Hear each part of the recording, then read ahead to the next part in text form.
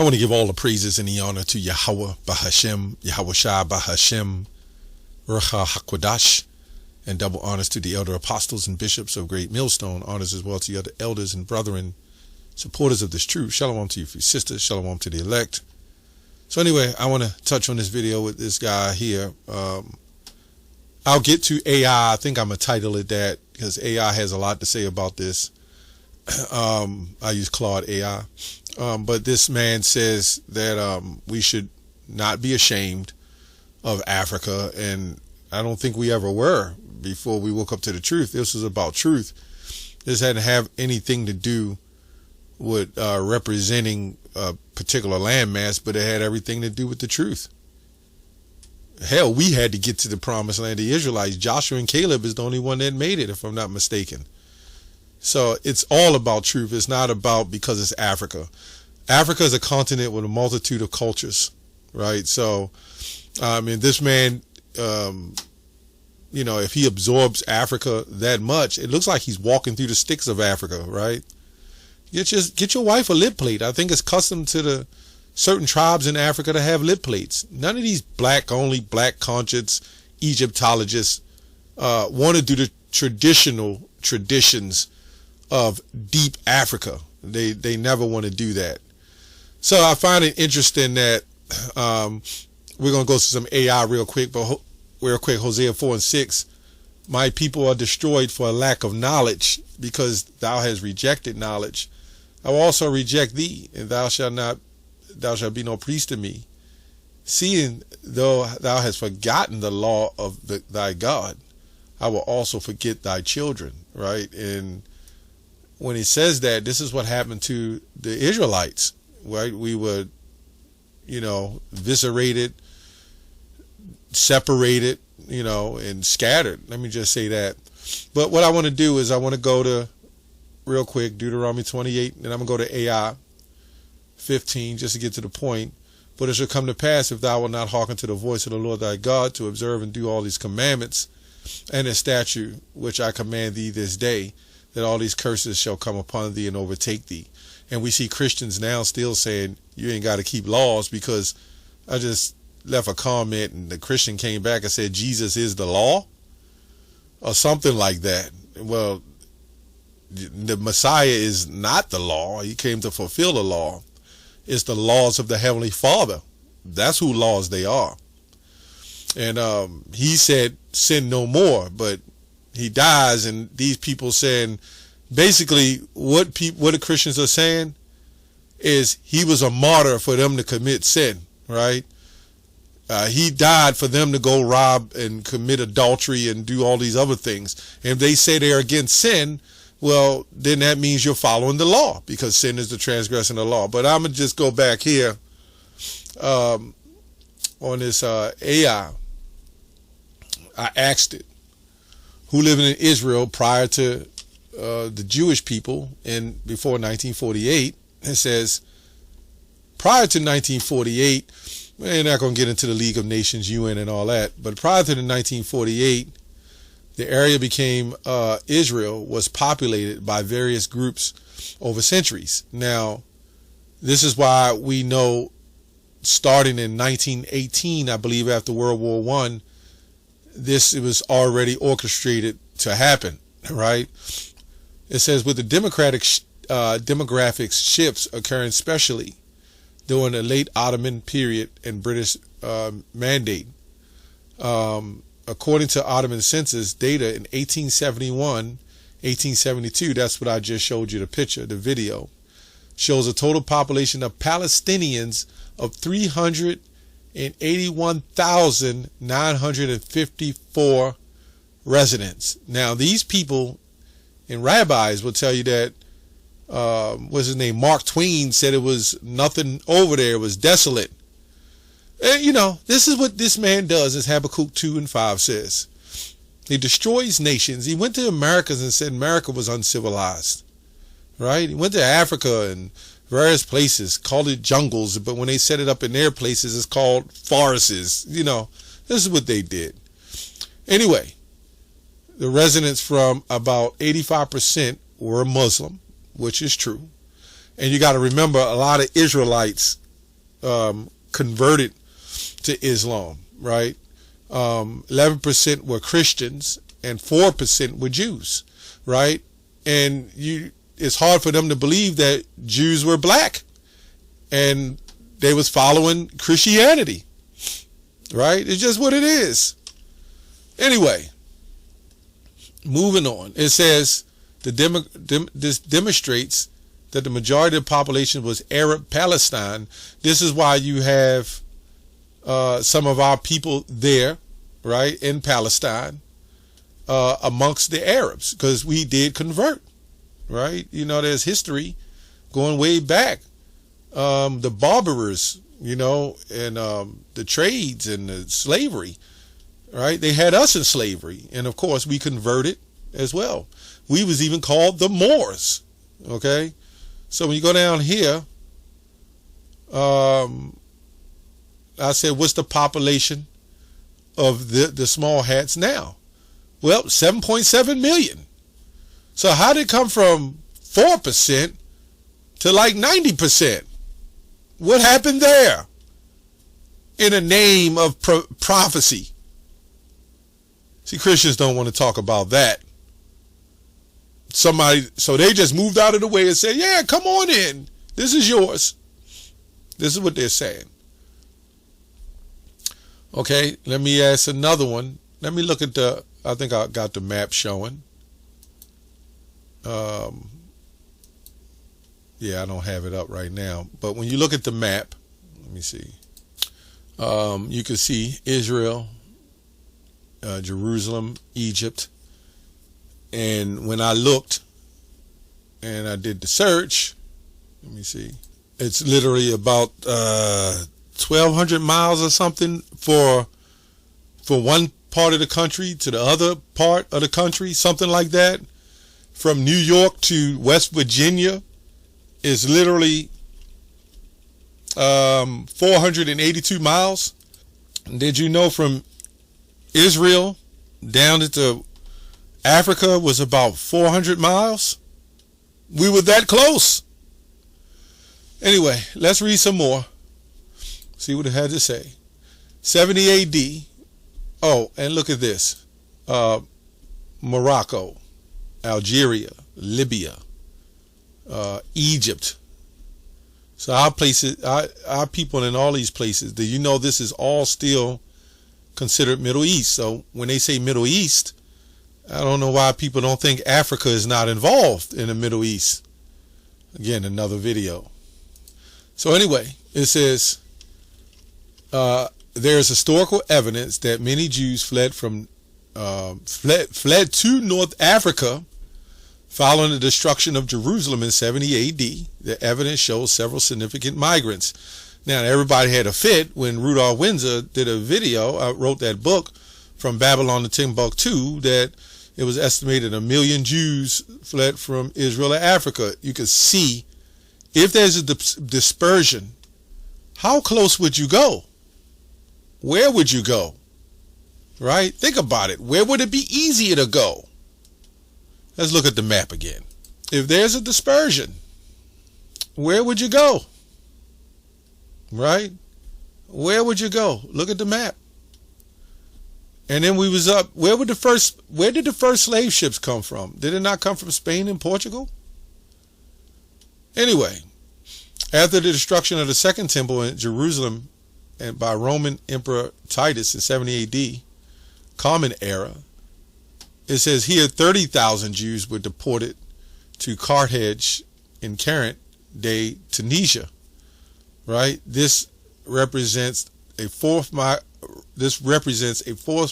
migration rather than a voluntary flight, but I established a significant Jewish populations in North Africa. Right? Okay, it says additionally, and Tunisia is somewhere in Africa, I believe. Additionally, in 70 CE, following the Roman destruction of the Temple of Jerusalem, additional Jewish refugees settled in Morocco. Now, we were there too, so you got to understand we started following and doing the customs of heathens and various other places. This indicates that beyond the forced deportations, there were also voluntary refugee movement to North Africa. I used to live on a North Avenue. Anyway, the historical context supports the migration pattern. Martin Goodman states that it is only after the destruction of Jerusalem that the Jews found northern Europe along with western Mediterranean coast. Suggestion 70 AD destruction was indeed a catalyst to widespread Jewish diaspora, including in North Africa. So my question is, if these people claim to be who they are, and they all look like they do, why haven't they tried to get the other black tribes right under them? What's up with that? And why are they disassociating themselves with them unless they convert themselves to them? So that's telling you this is a particular tribe who's saying we're better than all tribes and you have to follow us. Now we know that they're not the true tribe of Israel, the true Israelites, but there is some of our people who are scattered amongst them as well. So let's go to Deuteronomy. Hosea 4:6, my people are destroyed the lack of knowledge. Isaiah 22:18, he will surely violently turn and toss thee like a ball into another country, to a large country.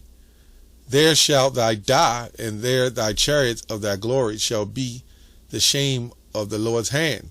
So even after that diaspora, and we went down into Africa, made our way in different parts of Africa as well, and not that some of us ain't go to East Africa, but then we went up into Europe, right, because the Moors was up there too, and a lot of us converted over to Islam and linked a little Judaism. That's what we've always done. With the writings, you can even go to historians that tell the writings had a little, like our writing in nature. So this is what happened to the children of Israel. And we found out and we woke up and we said, well, this has to be us when you look at the history, right? When you look at Deuteronomy 32:8, it says, Israel is a nation without sense. They have no wisdom at all, right? I just wanted to get that and just pull that back. Let's go to Deuteronomy 28:48. It says, therefore shalt thou serve thine enemy, which the Lord shall send against thee in hunger and thirst and nakedness in one of all things, and he shall put a yoke of iron upon thy neck until he have destroyed thee. That was the plan, right? The Lord said he was going to do that. He said you will discontinue from your land, your heritage. But somehow the Christians say that these people kept their heritage. But that ain't what the Bible said they were going to do. So, the Bible doesn't lie, right? And then a yoke of iron upon thy neck, which supposedly through commentators say it happened in Babylon. Now they wrote this about the time when we just started getting the yokes off our necks. So you don't think they were going to allow us to say, oh, this sounds like the Negroes just brought here in slavery. Good luck with that. They were paid too. Deuteronomy 28:68. They just never thought we would wake up on this kind of level.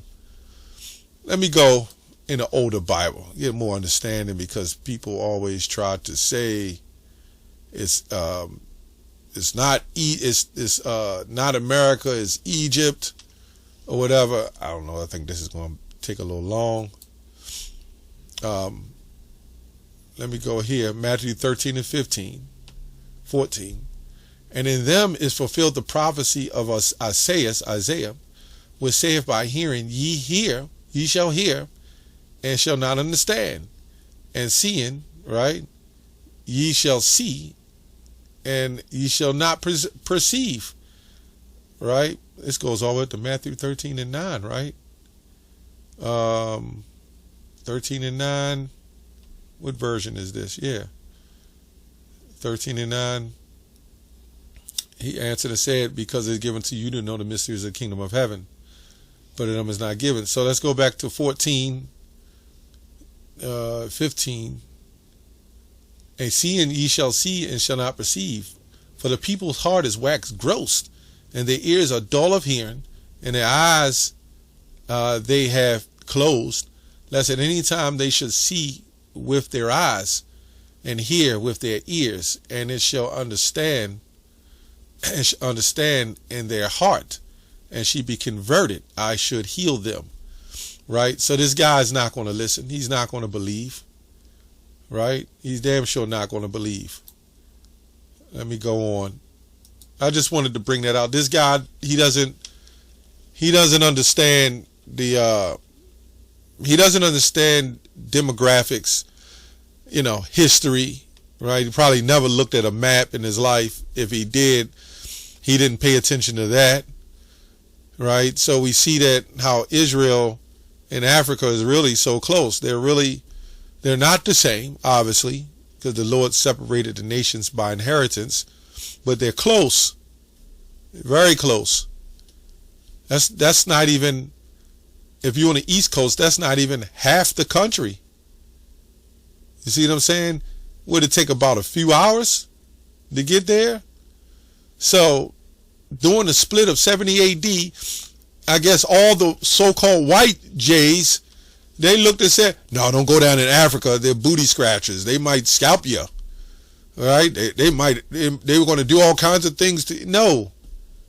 They left and they went to where areas that was populated with different cultures. Right? So you got to understand, just like Greek, when you look at Greece or Greek, that was multitudes of cultures. Anyway, I wanted to get Deuteronomy 28 and 68, but I'm going to have to go to the regular Bible.